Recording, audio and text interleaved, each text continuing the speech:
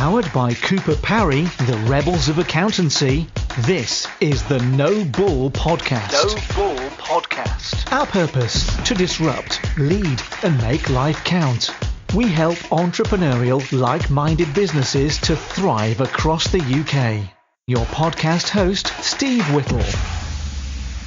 Hey everyone, I'm really excited about this No Bull podcast. So today I am joined by Robert Simpson, who is an inventor and founder of Tipsi Tray, and also of an amazing company called Single Handed. And we're going to tell you all about him very shortly.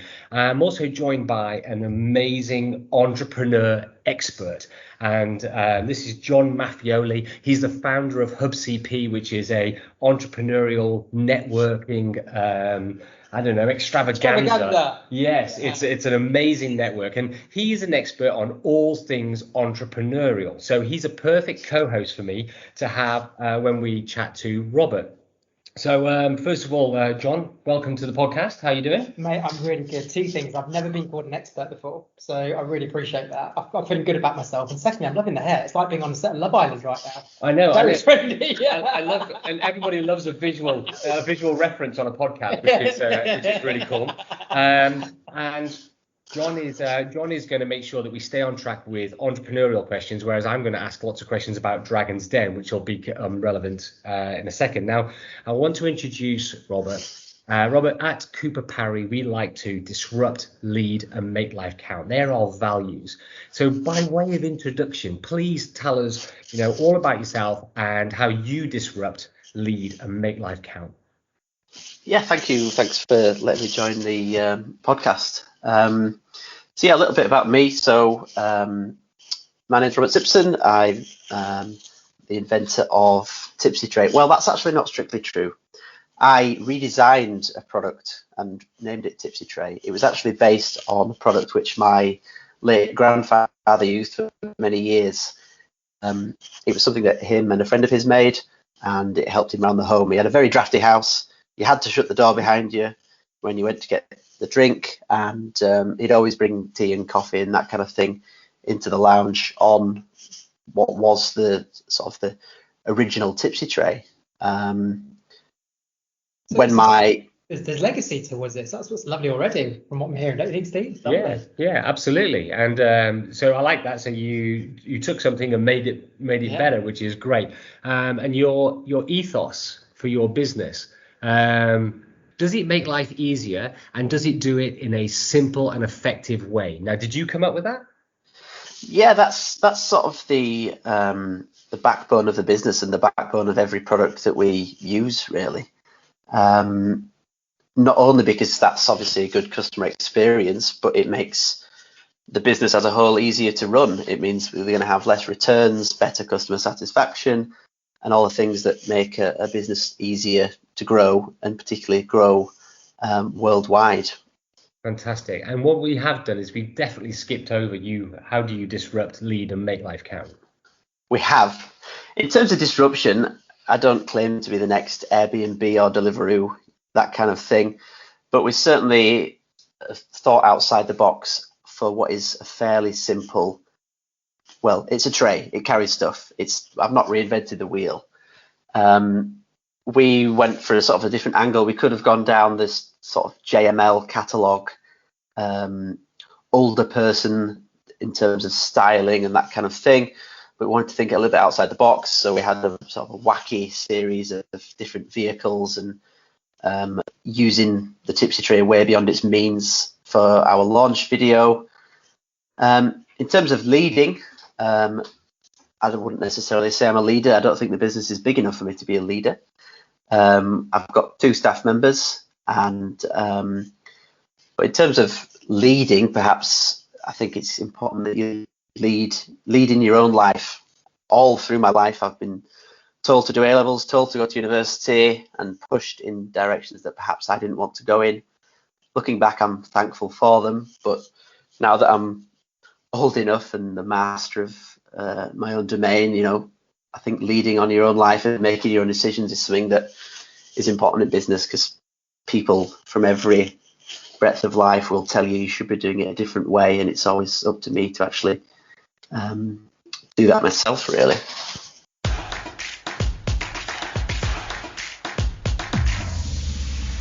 Now, I know that I'm looking at John, and John is desperate to jump on that because that's definitely entrepreneurial spirit. But before we get on to that, I know that you showed your product on Dragon's Den and you pitched. And I'm aware of what happened, that Theo got a little bit out of his box with your product. Why don't you tell our listeners a little bit about your experience on the Den and what happened? Yes, so I went on the Den. It was filmed in December last year, and then it aired about 6 weeks ago now. It was a really good experience, and it was a really positive experience. Although I didn't get investment, I walked out of the Den, elated. Really, I'd survived the Den. I'd not been asked any questions which I couldn't answer. They didn't tie me in any knots. I didn't forget my figures.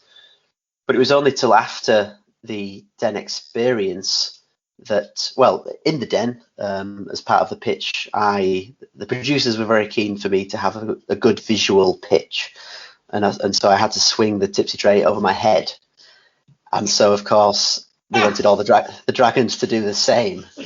I did it successfully, so I mean, as soon as that happened, I could breathe a sigh of relief. The pitch was nearly over. I'd not thrown drinks towards Deborah Meaden, and life was good at that point.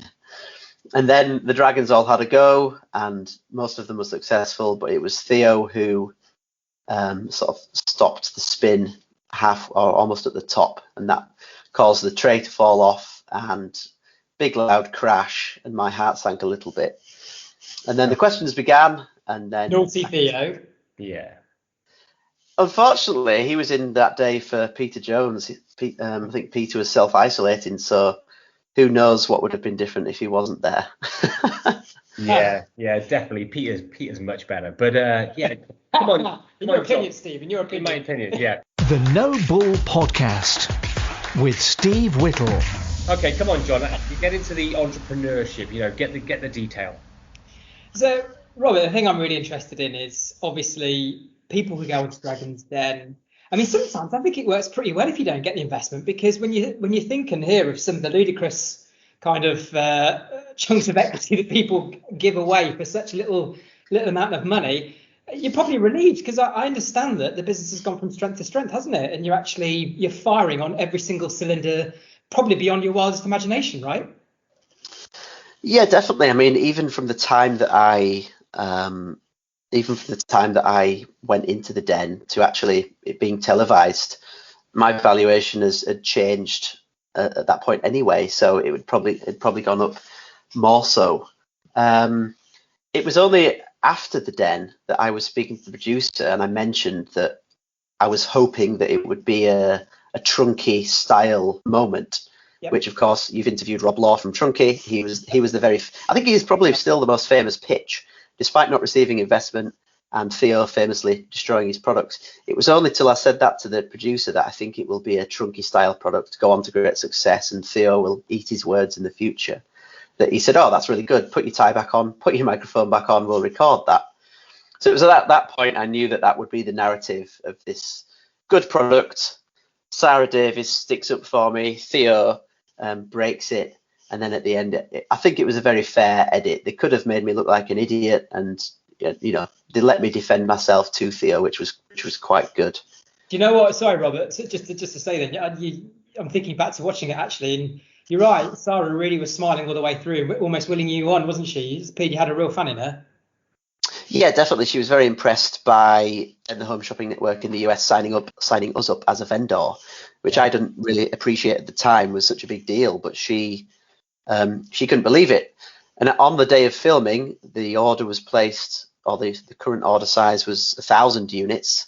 And then on the drive home, I stopped at for a coffee, and whether it be just good luck or fortunate timing, or I'm not sure what, but HSN emailed and said, oh, we'd like to increase the order to 1,500. Whether Sarah sent them a nice email and said, give this young man a try, or if it's just me connecting the dots, I don't know. But, the order increased by 50% on the same day as the Den filming, which was a nice surprise. Oh no, fantastic. Well, we know by just talking to you that actually you're so engaging. You're such a nice and genuine person that you're going to win people over like that. And Amen to that. Powered by Cooper Parry, the No Bull podcast. John and I are massive advocates for mental health and mental wellness, and we see a lot of people who would go into this and have that kind of disaster on telly, if you like, and then would possibly crumble. But you didn't. You went from strength to strength. So how did you deal with that? Yeah. What are the tips you've got, Robert, for when you deal with the sort of big curveballs like that? How do you deal with them? Because I mean, that's a lesson for life, but especially for the journey, the very brutal, lonely journey that entrepreneurs, choose to travel down. What's the score on that? Going into the den, I had a huge belief in the product and huge belief in myself, and that's something that I proved in, the pitch was 50 minutes long, and I stood up well to the scrutiny. Yeah. But as I mentioned, I left the den super positive. I wasn't down in the dumps. I wasn't, disappointed that I didn't achieve investment. I was perhaps a little bit annoyed that what Theo did, I think fairly unfairly. But in terms of remaining positive, I said earlier today I walked into a room with 5 very wealthy, well-known, celebrities in their own right, and got as much as I could right. So I think taking that as a positive lesson. I've actually got the tray that Theo smashed in a frame on my office wall with a little plaque, smashed by Theo Pathetas 2020. And I glance at it every so often, and I'd like to say something like, it reminds me to stay positive, but actually I just think Theo's a bit of an idiot, isn't he? Amazing. I might present it to him one day. So again, what was that, Robert? Sorry. I might present it to him one day. Yeah. So yes. Hey, hopefully you'll be standing on your wallet, which will make you pretty tall. So. Oh no, that's really good, really good. So looking at the failure and then building on that and then using it as a springboard mentally, it's fantastic. That's really, really good. Yeah. Powered by Cooper Parry, the No Bull podcast. Can I move to the kind of the growth end that you've experienced? Because Robert, we're having a little chat in the office. People obviously get very interested, excited about the great people that we interview. And I was really quite, I don't know why I was amazed, but I was amazed that so many people had, well, actually, it wasn't Dragon's Den that people remembered you from. It was seeing your product all over Amazon. So yeah, what's the situation with trading? What's happened? What's the business looking like right now? So since the filming was in December and we launched on Amazon UK in January and February, and then Amazon US, which is arguably a much, much bigger market. Well, it's not arguably, it's 11 times as big as the UK in terms of Amazon. Since then we've launched on Amazon US. That was in around April, and things have gone from strength to strength, really. And it's interesting, when I spoke to Rob Law from Trunky, back then the den was all about opening doors and I can get you in this shop, I can get you in this shop. This time it's very much double down on Amazon, because so what if John Lewis want to order 500 units as a test unit, as a test order? You can sell 500 units a week on Amazon and have triple the profit. Amazon's doing really well for us at the moment, and that will definitely be our biggest market. And as well as that, we've got obviously HSN that will actually, they've placed the order and they're with them now. That will be on TV in the next few weeks. So it'll be interesting to see how well they sell and hopefully get a repeat order. We're in talks with a national or international distributor, and we've signed up a Japanese distributor as well.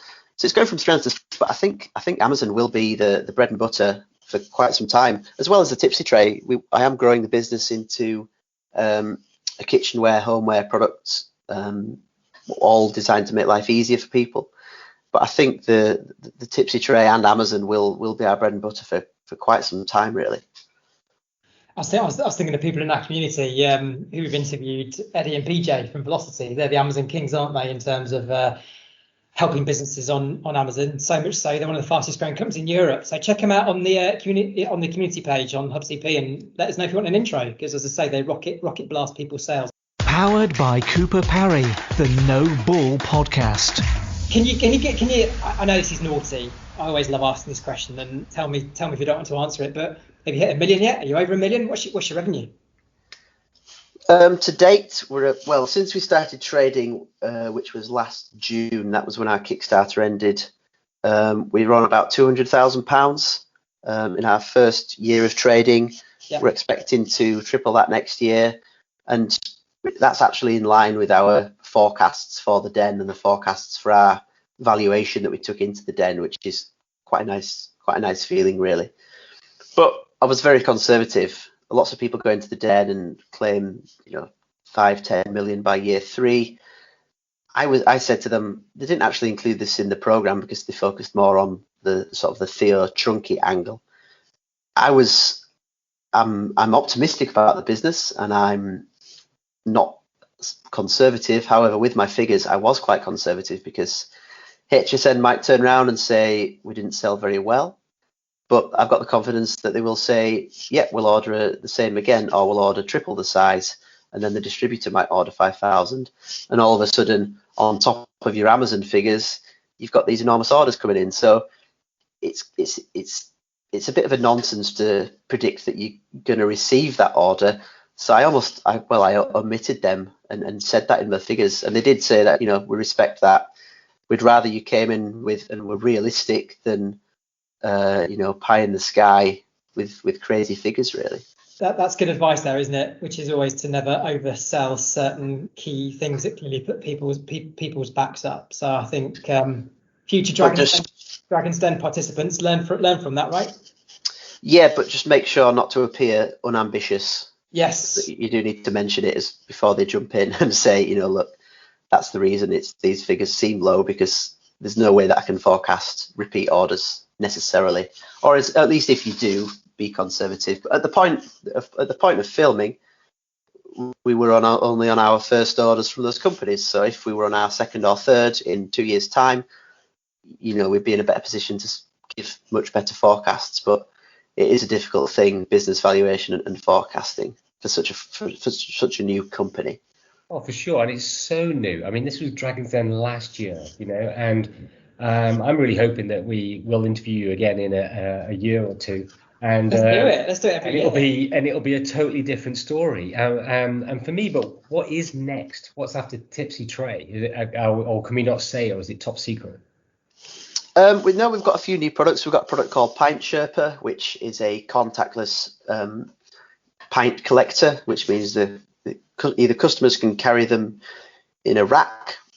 It's essentially a simple metal rack which focuses on the fact that a pint glass is thinner at the bottom than it is at the top. So it slides in at the bottom and picks it up.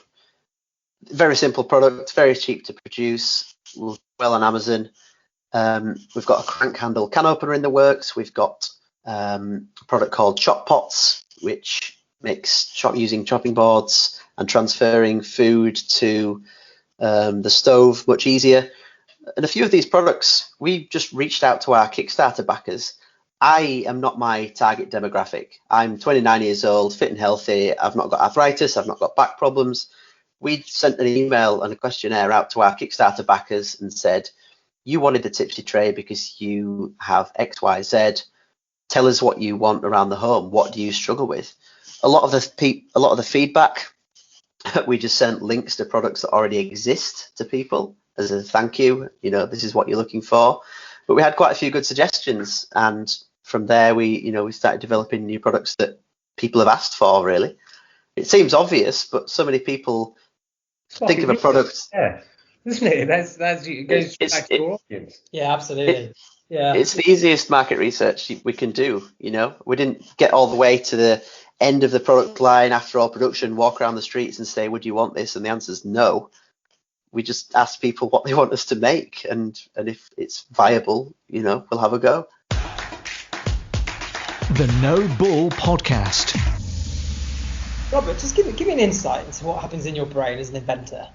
It's It's one of those awesome things that I'd love to be able to invent something. I can't invent shit, if I'm honest with you, Steve. I'm an early adopter at best, but coming up with stuff, no. What happens in your brain? I mean, have you got any really wacky inventions that are going on there at the minute, or can you not say? I've always made things and invented things and fixed problems, and it sort of comes full circle, really. And it's quite nice that it was a product that was made by my grandpa that he never commercialized. He probably didn't have as much of an entrepreneurial brain as me. However, I spent hours in his shed on the lathe, on the bandsaw, making things, whether it was fixing little bits that weren't available to buy online, just fixing problems. And, when I have a problem around the home or I need to do something in the garden, whatever it might be, my brain jumps to, can I make that cheaper and better than I could buying the tool or the part from the shop, really. I love it. It's great, isn't it? That's just entrepreneurship, isn't it? Fixing problems. It is. That kind of sums it up. It's the next level, though, isn't it? Robert, sorry, just one thing before we go on to the final bit. In terms of the growth that you're experiencing, and you mentioned therefore being able to predict stock requirements and that. Where do you begin? What happens if one of your suppliers next week all of a sudden puts in a huge order? How do you start to that must be a massive problem with growth. How do you learn how to kind of anticipate potential problems like that? Yeah, definitely. Cash flow will always be the biggest problem for new businesses, particularly new businesses that are growing. Yeah. We negotiated, to give you an example, we're on our third manufacturer. That's why the Kickstarter was sort of technically late, because the first one could not make it to the quality that we required, which was important to us as a new business. And part of the product design is that we will never make a product that will break, perhaps apart from the tray Theo, if you smash it into the ground. But the metal frame itself is high quality stainless steel. And, the reason being we'll receive less customer returns, we'll receive less negative reviews. And we want to make products that will last a long time. I've still got the products that my grandpa made hung up in my office, and that's 20, 30 years old, and it's still being used. That should be the ethos of business's product design. Something that you not necessarily pass on to your kids. I wouldn't be that happy if my dad left me a Tipsi Tray in his will, but it should be something that can be used by your kids or you forever, really. Yeah, so that will always be the difficulty. So we went on to our third manufacturer, and one thing we did manage to do was negotiate pretty heavily with our manufacturer. Yeah, so we approached the manufacturer and said, here's the current deal. It's 30% balance and then 70% on shipping, which is typical of China. That's very typical for every manufacturer. And we said, if we can get these terms, which would be 30% upfront and then 30 days after shipping, and then the remainder 60 days after shipping. At the current rate we're selling, we can order, it was roughly 3 to 4 times as much stock in the same year. So it's good for them because they want to manufacture for you and make money themselves. It's good for us because we can obviously order more and meet the demand. And they said no. So we went back, and then actually we're on a deal where we pay 10% upfront, and then they're happy to manufacture as many as they can as long as they have that deposit. So we've got tens of thousands in stock now, which we can't actually afford to ship just yet. But with our cash flow forecasts, we can tell them that we will ship that amount in 30 days, ship that amount in 60 days.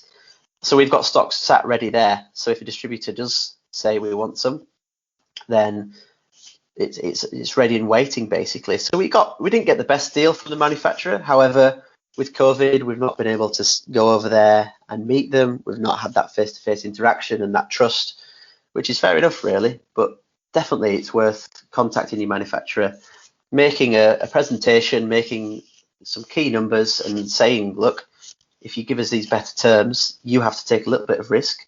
However, we can order 4 times as many in the next 12 months. If you work with us, we'll work with you, kind of thing. Awesome. It's very people-y, isn't it? It's about, putting yourself out there and, you want something, ask for it, which is awesome. Yeah, hustle. Hustle, definitely. To wrap up, we always ask our guests to give us a 30-second elevator pitch. It's very American. Let's call it a list pitch. Elevator pitch. So what I'd love from you is in 30 seconds, if you were to speak to new entrepreneurs who might have had a knockback like you did, what would be your key advice for them to go from strength to strength like you have? Key advice, every single business, no matter what sector you're in, will have knockbacks. And it's how you deal with them that defines where your business moves from then. I'm a big fan of the 80-20 rule. And if you are absolutely laser focused on where the money's coming from, which will likely be from 20% of your products. So 80% of your revenue is probably from 20% of your products. Focus on those hero products, focus on where that 80% revenue is, which is for me is Amazon, and just don't get sidetracked and try and do everything at once. Just laser focus on where the money's coming from and develop that and nurture that, and that will help grow your business with the least effort, I suppose. I like it. I think that's great advice. What's really really key from something that really comes through from talking to you, Robert, is just in a very nice, authentic, very real, very uncocky, like zero cockiness. It's such a really nice way. But you're comfortable in your skin and you know where you're going, don't you? You know what you need to do. You have complete belief in what needs to happen. The fact that you said you shunned university because you wanted to pursue this life as an entrepreneurial inventor. Is that right? Is that the right summary of you, Robert? A person who's comfortable in their skin and knows exactly the journey that they're on? Yeah, definitely. I think so. I mean, one of your previous questions was about how you make life count. And I actually had a severe asthma attack and acute allergic reaction 2 years ago and almost died from it. Wow. 5 days in hospital. And that really made me reassess things and reassess what was important. And something I've done with this business is build stress out of the business. I make products which don't break. I make products which have low returns. I don't actually see a product. I use third-party logistics. My staff are based in the Philippines. So the business has been designed to be easier to sell in the future, which is the plan. But I've just designed stress out of the business, which helps infinitely with everything. All business will have some stress, but if you can remove as much stress as possible, then it just makes your work-life balance and just makes it a more enjoyable thing to do, really, which in the first years of startups, always difficult. Oh my gosh, make life count by designing stress out of your life. I've never heard that before. The way you said that is brilliant. That is brilliant. We're straplining that. That's absolutely fantastic. I do trademark that because we're taking it. Robert, Steve said something earlier about let's catch up every year with you, because I have complete belief that this is a business that's going to make it. And wouldn't it be lovely if in say 3, 4, 5 years time this is what's going to happen. We'll get Theo to join us interviewing you and just saying, look, well done you, mate. Like all entrepreneurs, you took the knock that I gave you, but look at the amazing things you've done. That's what's going to happen, Steve. I can see it. I've seen the vision of how this is going to be. But you up for checking in with us every year? Absolutely, yeah, definitely. Right. Well, listen, this has been absolutely fantastic. We're going to wrap it up there. So we've had some amazing insights. What's your key takeaway, John, for the entrepreneurs out there? You said it 30 seconds ago. If you can design it by taking the stress out of your business, then damn well get on it. That's surely the no-brainer here. Try and take out the stress out of your business. Yeah, definitely. I think people obviously recognise that stress is, it's part and parcel with starting a business. But if you can minimise that, and then it shouldn't be the norm that a startup is extremely stressful and you're working 15 hours a day. You don't need to do that. If you focus on the important things and learn to delegate jobs out to other staff that take the time, you can focus on strategy, focus on development, focus on new products and the things where your strengths lie, like myself. Then, it just makes things far easier. And at the end of the day, you're running your business to improve your life, whether that's because you love the business or you want to be financially free by the time you're 40, whatever it is, the aim shouldn't be to add stress to your life. And so if you can remove that, even down to the very basics of product design or who your distributor is or who your logistics partner is, design it out of your life and focus. That means you can focus and be a better entrepreneur. Good advice, mate. I don't think we can finish a podcast any better than that. Smashed it, mate. Smashed it. Thank you very much, Robert. Thank you very much, John. It's been amazing. Thank you. Thanks, everyone. See you soon. Thank you for having me. Thanks. Take care. Bye now. You've been listening to the No Bull podcast. Share your thoughts. Find us on LinkedIn and send us a message. And subscribe to get notified of future episodes.